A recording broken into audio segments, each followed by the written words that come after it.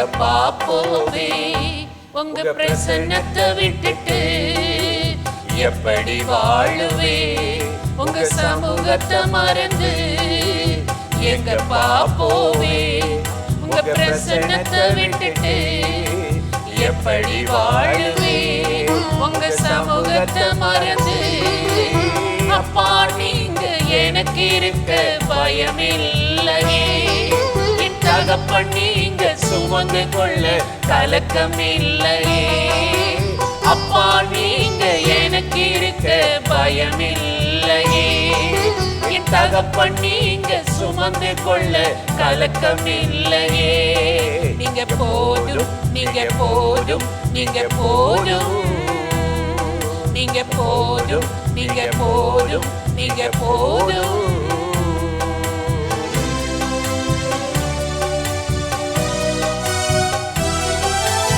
எதிர்பார்த்த உறவுகள் எதிர்த்து நின்றாலும் கைகோர்த்த உறவுகள் விலகி சென்றாலும் எதிர்பார்த்த உறவுகள் எதிர்த்து நின்றாலும் கைகோர்த்த உறவுகள் விலகி சென்றாலும் எப்ராயிம் என்னை நீ கைவிடுவீரோ இஸ்ராயேல் என்னை நீ மறந்திடுவீரோ எப்ராயிம் என்னை நீ கைவிடுவீரோ இஸ்ராயேல் என்னை நீ மறந்திடுவீரோ அப்பா நீங்க எனக்கு இருக்க பயமில்லையே என் தகப்பன் நீங்க சுமந்து கொள்ள கலக்கமில்லையே அப்பா நீங்க எனக்கு இருக்க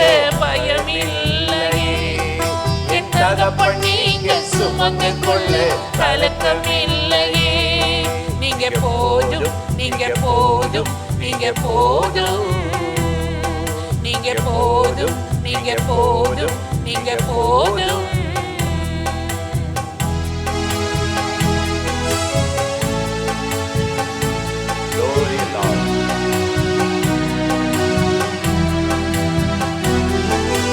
நிந்தைகளும் அவமானங்களும் சூழ்ந்து நின்றாலும் கண்ணீரே எனக்கு தினம் உணவானாலும் நிந்தைகளும் அவமானங்களும் சூழ்ந்து நின்றாலும் கண்ணீரே எனக்கு தினம் உணவானாலும் கண்ணின் மணி என்னை காத்திடுவீரே கரத்தின் நிழலுக்குள் என்னை மறைத்துக் கொள்வீரே கண்ணின் மணி என்னை காத்திடுவீரே கரத்தின் நிழலுக்குள் என்னை மறைத்துக் கொள்வீரே அப்பா நீங்க எனக்கு இருக்க பயமில்லையே என் தகப்பன் நீங்க சுமந்து கொள்ள கலக்கமில்லையே அப்பா நீங்க எனக்கு இருக்க பயமில்லையே என் தகப்பன் நீங்க சுமந்து கொள்ள கலக்கமில்லையே நீங்க போதும் நீங்க போதும் நீங்க போதும் நீங்க போதும் நீங்க போதும் நீங்க போதும்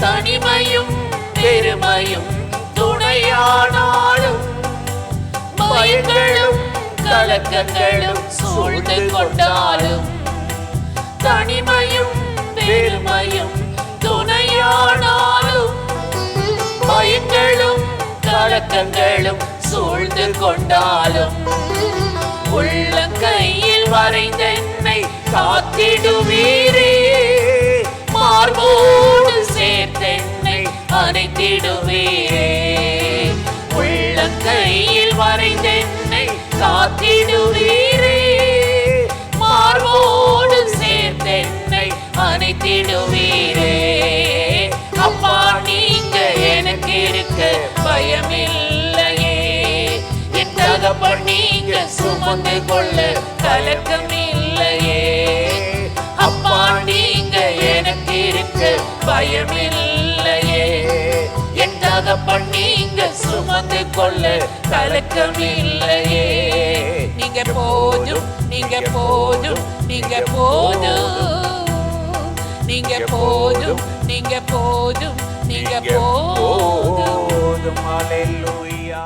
பிரியமானவர்களே, ஆண்டவராகிய இயேசு கிறிஸ்துவின் நாமத்தில் இந்த காலை நேரத்தில் இயேசுவை தினம் பார்ப்போம் என்ற இந்த நிகழ்ச்சி மூலமாக உங்களை சந்திப்பதில் மிகுந்த மகிழ்ச்சி அடைகிறேன். சங்கீதம் 118:25 நாம் வாசிக்கிறோம், கர்த்தாவே ரட்சியும், கர்த்தாவே காரியத்தை வாய்க்க பண்ணும் என்று இங்கு சங்கீதக்காரன் நல்ல ஒரு ஜெபத்தை ஏறெடுக்கிறதை நாம் வாசிக்கிறோம்.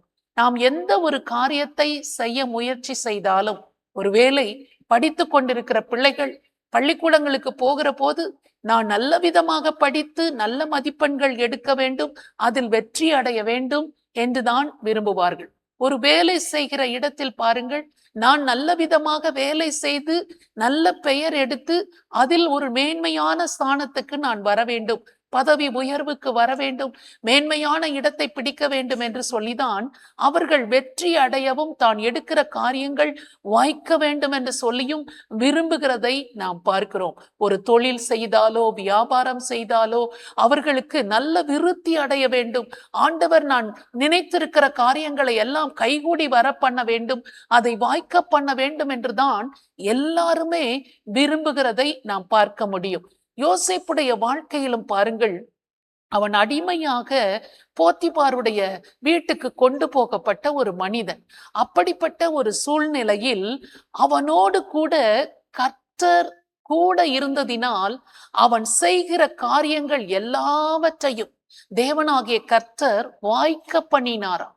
அவன் ஒரு அடிமைதான், சிறுமை அனுபவித்த ஒரு மனிதன் தான், மற்றவர்களால புறக்கணிக்கப்பட்டு தூக்கி எறியப்பட்ட ஒரு மனிதன் தான்.